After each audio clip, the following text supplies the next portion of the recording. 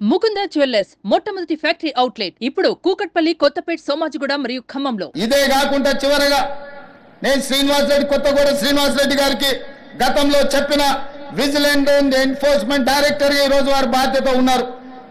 ఎట్లయితే సైన్యంలో పనిచేసే సైనికులకు సైనిక్ స్కూల్ ఉందో తెలంగాణ రాష్ట్రంలో పోలీస్ డిపార్ట్మెంట్ లో పనిచేస్తున్న హోంగార్డు నుంచి డీజీపీ వరకు సైనికులకు ఎట్లయితే సైనిక్ స్కూల్ ఉందో పోలీసులకు కూడా ప్రత్యేకంగా ఒక రెసిడెన్షియల్ పోలీస్ స్కూల్ మొదలుపెట్టి 50 ఎకరాలలో అద్భుతంగా ఈ దేశంలోనే అత్యంత నాణ్యమైన విద్యను అందించే బాధ్యత తెలంగాణ రాష్ట్ర ప్రభుత్వం తీసుకుంటుంది.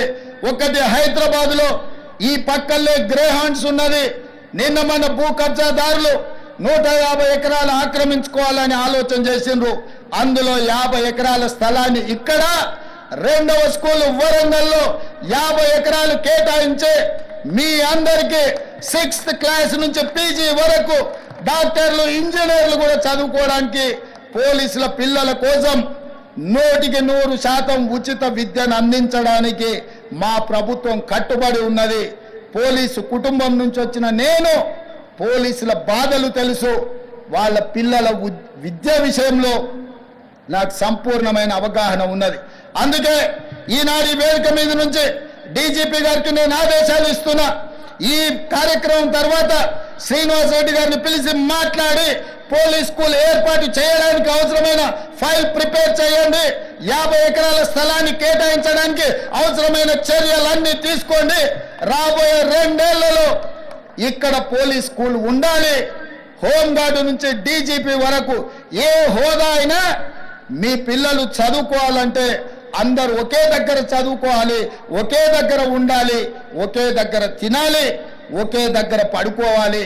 అప్పుడే ఈ అంతరాలు తగ్గుతాయి. మీ పిల్లలు సుశిక్షితులైన భారతీయులుగా మారుతారు. అందుకే మిత్రులారా, పోలీసుల యోగక్షేమాలు, పోలీసుల యొక్క సమస్యల్ని తీర్చే బాధ్యత నాది. మీరు నిశ్చింతగా ఉండండి. డిపార్ట్మెంట్ లో ఉన్న ప్రతి సమస్యను ఒక్కొక్కటిగా పరిష్కరించి మీకు ఒక మంచి గౌరవాన్ని పెంచే విధంగా, మీ సమస్యల్ని పరిష్కరించే విధంగా ఈ ప్రభుత్వం పనిచేస్తుంది. మీరు తెలంగాణ సమాజానికి నాణ్యమైన సేవలు అందించండి. పోలీసు గౌరవాన్ని పెంచండి.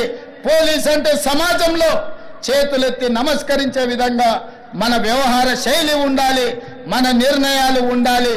మధ్యలో అక్కడక్కడ టీవీలలో, సినిమాలలో చెప్తుంటారు ఫ్రెండ్లీ పోలీసింగ్ ఉండాలని. నేను కూడా ఒప్పుకుంటా ఫ్రెండ్లీ పోలీసింగ్ ఉండాలని. ఫ్రెండ్లీ పోలీసింగ్ ఎవరితోని? క్రిమినల్స్తో ఫ్రెండ్లీ పోలీసింగ్ కాదు. బాధితులతోని, సమస్యల మీద కష్టాలలో కన్నీళ్లతో పోలీస్ స్టేషన్లకు వచ్చిన వాళ్ళతోని ఫ్రెండ్లీ పోలీసింగ్ ఉండాలి తప్ప క్రిమినల్స్ తోని కాదు. క్రిమినల్స్ పట్ల కఠినంగా వ్యవహరించండి, బాధితుల పట్ల కారుణ్యంతో వ్యవహరించండి. కాస్మెటిక్ పోలీసింగ్ కాదు, కాంక్రీటివ్ పోలీసింగ్ ని చేయండి. కాస్మెటిక్ పోలీసింగ్ తోని సమస్యలు పరిష్కారం కావు. కాంక్రీట్ పోలీసింగ్ చేయండి. శాంతి భద్రతలను కాపాడండి. శాంతి భద్రతలు ఉన్నప్పుడే ఈ రాష్ట్రంలో పెట్టుబడులు వస్తాయి. పెట్టుబడులు వస్తేనే నిరుద్యోగ యువతి యువకులకు ఉద్యోగ ఉపాధి అవకాశాలు వస్తాయి. తెలంగాణ రాష్ట్రమే ఈ దేశానికి ఒక మోడల్ గా కావాలి. సుమన్ టీవీలో మీ పర్సనల్ అండ్ బిజినెస్ ప్రమోషన్స్ కోసం కింది నెంబర్కి కాంటాక్ట్ చేయండి.